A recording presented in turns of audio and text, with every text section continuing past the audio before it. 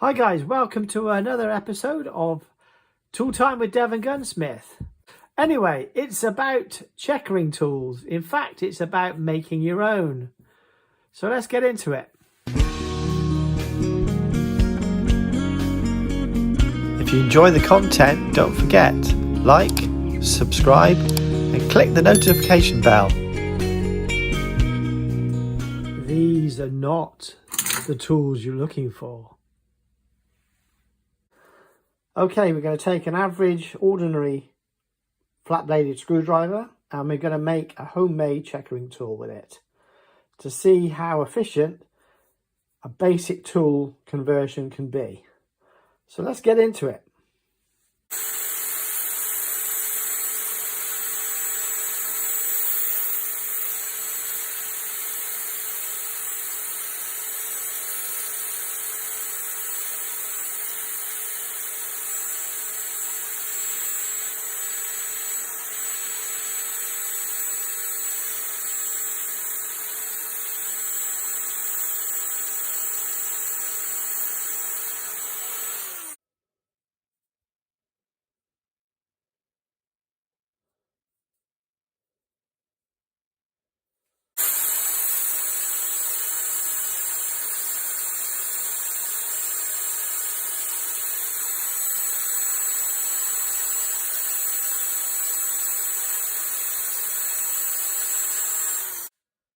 So there's the angle that you probably want.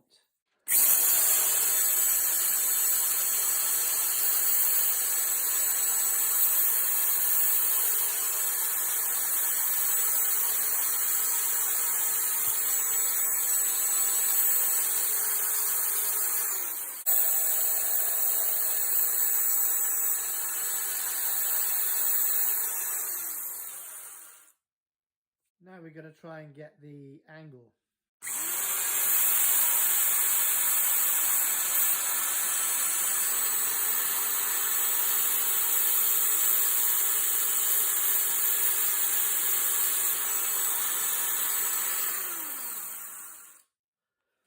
Just here, don't I? There you go.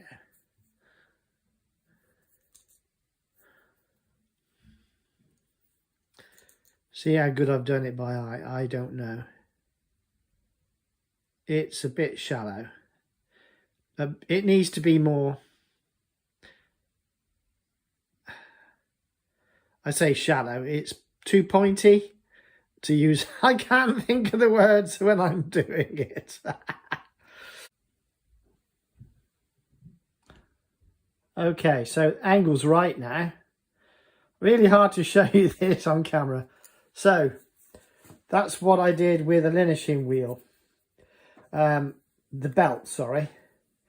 So the angle was, you comment in the comments, I can't remember the words. My brain's fried today, I'm tired. So we're looking for a very similar angle to what we've got on the cutters. But this will last for a long time and it can be sharpened again and again. So there it is. That's the basics. We'll go back to the bench now. Okay, so the next thing is to cut the slots to replicate these rather brutal ones I've done. I'm more than likely going to use a Dremel because I haven't got them all day, but I will try using a diamond file, see if we can get the results we want quickly. But I will, yeah, probably do it in the vise. So this is probably going to bite me on the bum because I'm going to be right on top of the work again. Right, so in theory I've done this before, so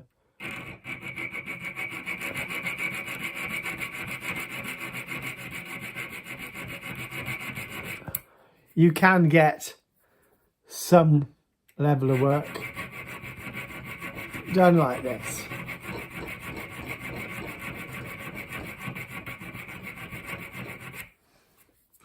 But it takes a while. Oh. Zoom, you can get somewhere with it. Yeah, maybe I should persevere.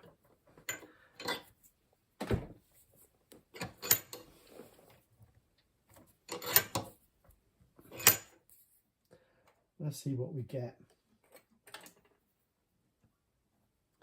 We use a slightly thicker file.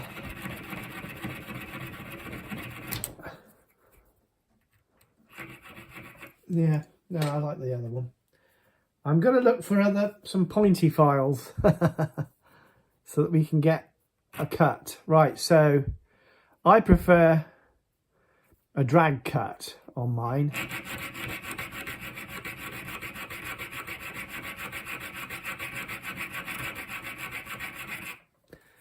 And you can see that's working quite well.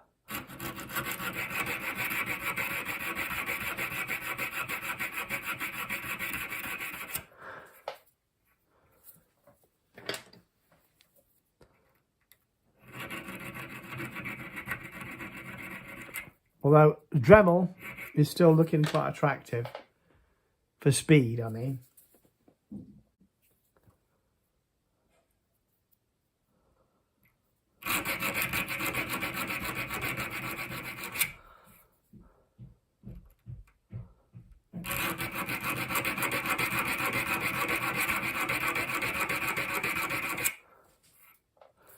Yeah, I'm going to use a Dremel. I haven't got the patience.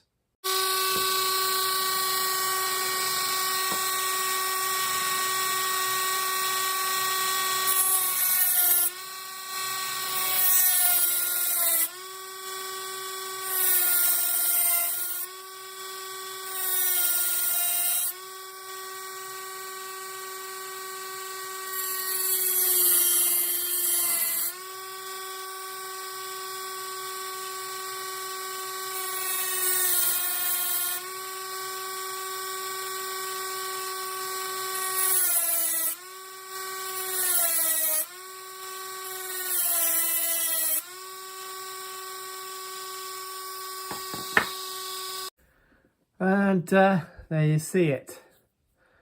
It's got like a little sawtooth cutter ensemble going on there. And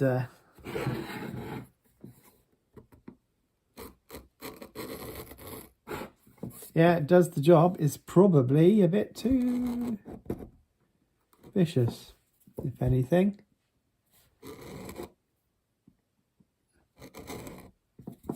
Oh, off camera, couldn't see it. It works. Probably too good, that's the only thing.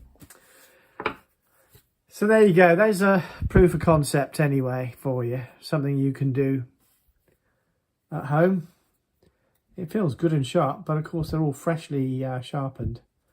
And it's similar but not the same as what the apprentice gunsmiths would do when they're making theirs. But this is just using a basic tool that you could find from anywhere, just reappropriating it. And that's the sort of work you can get from it, let's say. I prefer to, you can push it, but I find it's, my favourite is to draw it. There we go, that's the first concept anyway. I'll gingerly use it in actual practice. So we'll see how it goes. Proof of concept though, but it is the right angle. I was trying to figure out the correct phraseology, whether it was obtuse or otherwise, but it comes out at the same cutting angle as you can see there. There you go, perfect. Oh, I got the shot. My hands are trembling, must need a cup of tea. Anyway, it's the right angle, that's the point I'm trying to make. And it's either 60 or 90, but I can't remember because I'm a nightmare for remembering things on the spot. Anyway, there we go. It's got a slightly rounded edge because that's the way it is, but the final cutting part, as you can see there, is pretty accurate. And a Dremel works pretty good to give you those. So you've got these multiple little chisels all running along together. That's basically what you're doing, is you're sort of broaching the material out, if you will. But yeah, it looks good. Let's see how it goes. This is a bit of an excursion from the usual kind of tool time content, but I was thinking, what happens if you haven't got one, but you've got you've got something with a decent bit of tool steel in it, see what you can do with that. So let's find out, shall we? Okay, so we've got this kind of messy looking problem now. Got to get all this rubbish covered. And trying to do it with the camera right under my nose again. Wobbly cam, wobbly hands.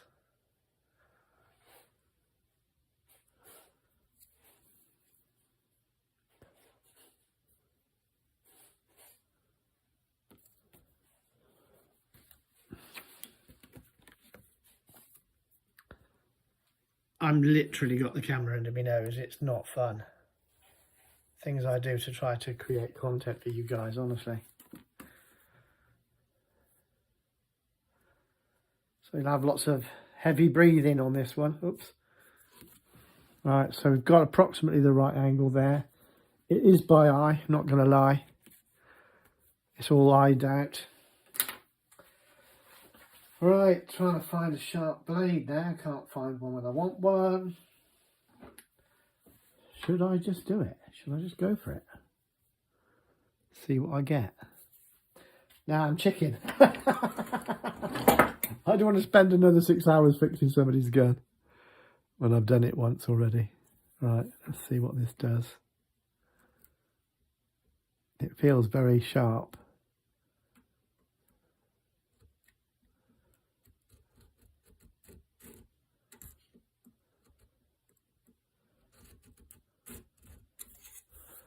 Well, it works.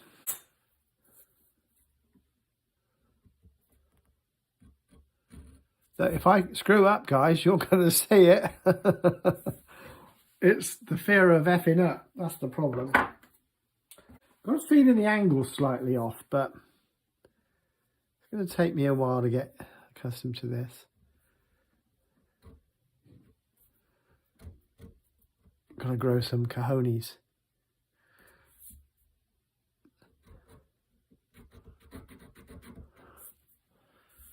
Yeah, well, it seems to score nicely. Maybe an issue over the actual angle.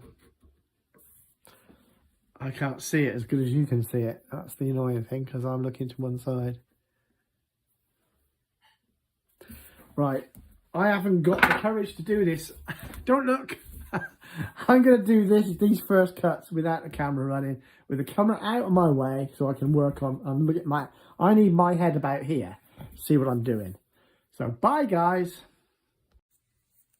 So I prefer to just put a score mark with a knife blade in. So I've got something to catch on. Oh, and something else. The angles are nearly right, but of course I'm cutting like that. Oh, camera's out of focus. So the cant of the cutter that I'm used to using drops it down. So if I use this system, I've got to use this back edge cutter here to make the start. So while I'm working on somebody's personal pride and joy, I'm not going to do that, obviously. And once again, I can't see, because where my head is where the camera is. Right, I'm going to give it a shot. Right, it seems that it helps to have this here with this kind of cutter.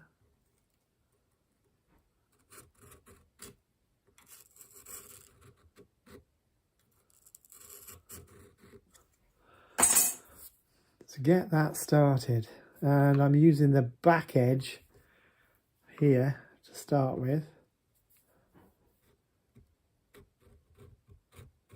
and let it roll through, and it seems to be working.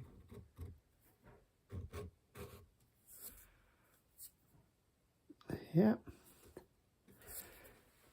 Still haven't got the courage of my convictions on camera though. I will try just opening this up with something familiar.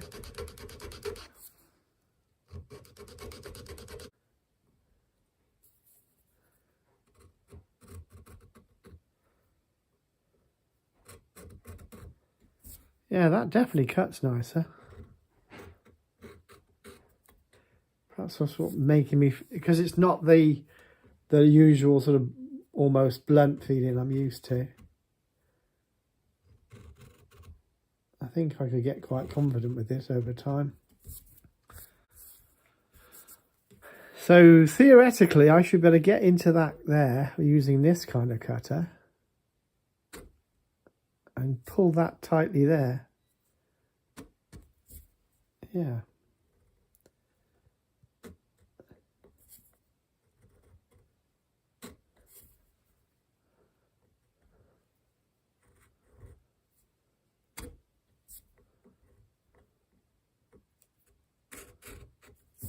Yeah.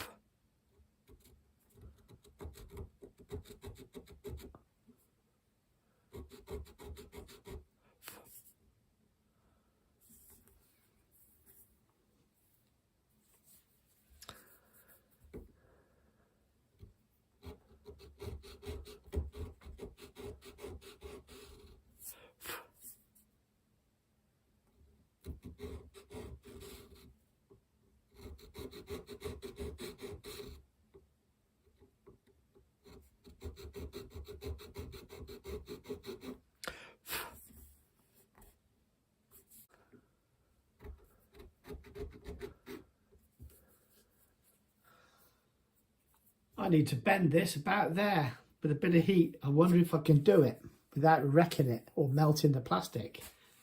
Who knows, eh? Maybe. I don't know.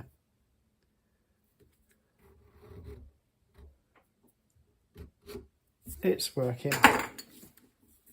Bit of work there. Up to here, coming back to here. Psst, psst, psst. Focus on that next.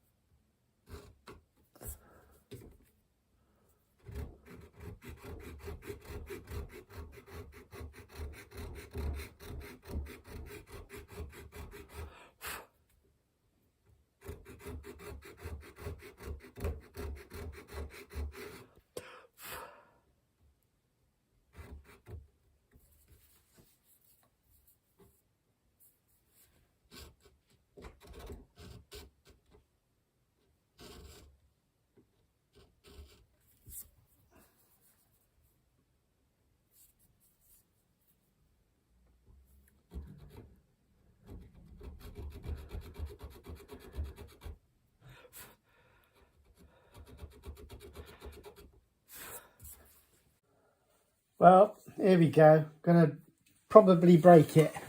If it's got any kind of weirdness in this steel, I'm gonna break it, but we'll see.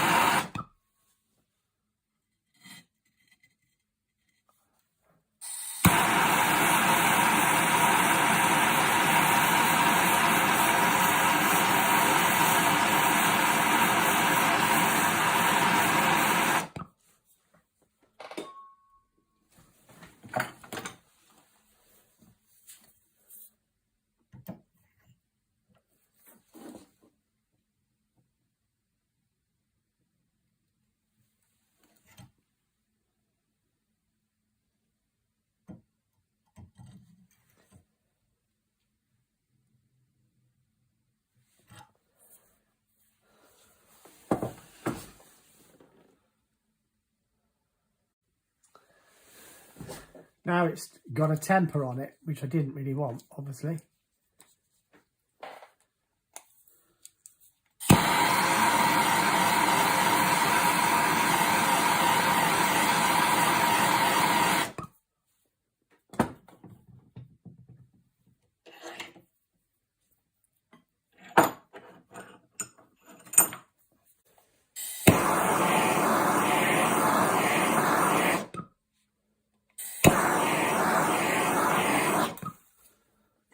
You won't see it, but that's gone to straw.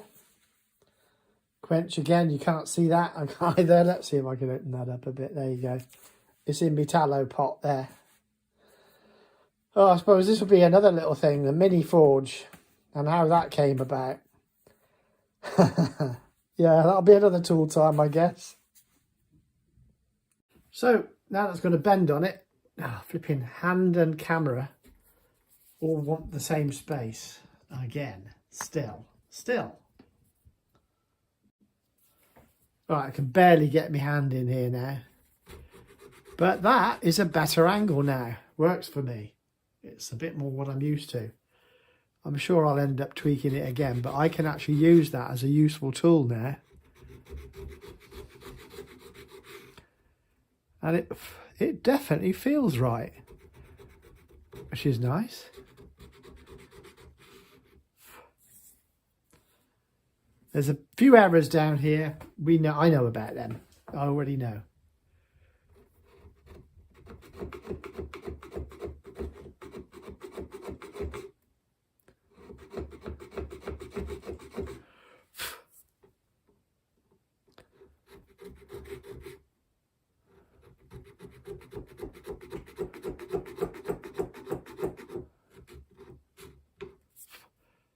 Yeah.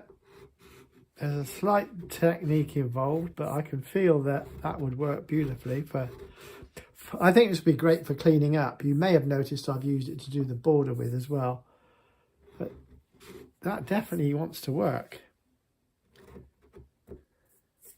So I'm going to call it on that one. For the now at least, guys, this is the final iteration of this for the Tooltime series on checkering. Series, it's one video, but it's been done over a series of videos. So that's my homemade one to prove that they can be done.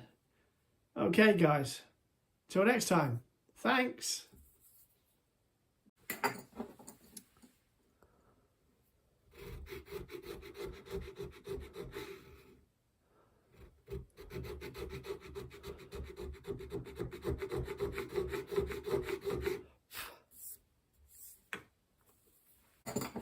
This is the classic example here of the transition between two different woods and how much grief it gives you transitioning. Oh, I like that.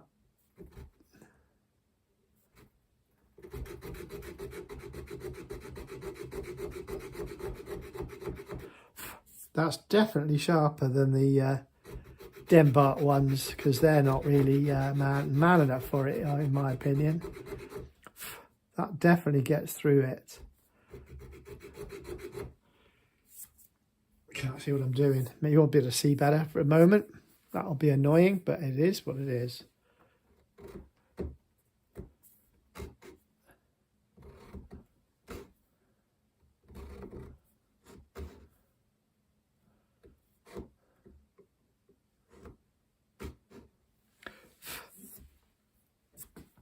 It's getting there. I just want to get these bits up here done. Once they're shaped, I can work my way through more relaxed. It's always getting these bits faced up.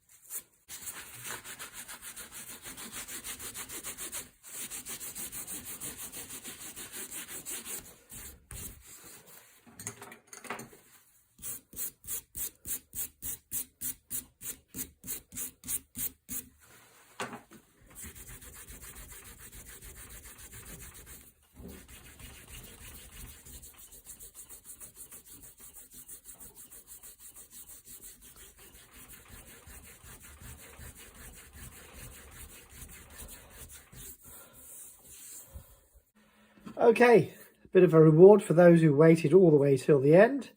This is the final finish. Power tooled around here, gave the shank a bit of a polish, put a few extra cutters, blade, sawtooths, whatever you want to call it. There you go, focus, there you go, onto the back, so that it cuts with a rake now, a better cutting surface. And it sure does, it really does work well through these now. It works lovely through these. Yeah. So that's the final conclusion of a homemade tool. And as you can see, that angle does make a difference to the cut. Certainly when you're offering it up to a job, you can draw it through. I prefer to draw. But anyway, so that's the final one. If you ever fancy making one, that's a guide on kind of how you might want to do it to clean up your gun. You know, a little bit of stock work. Never hurt anybody. Yeah, so I hope you enjoyed that one. Thanks, guys.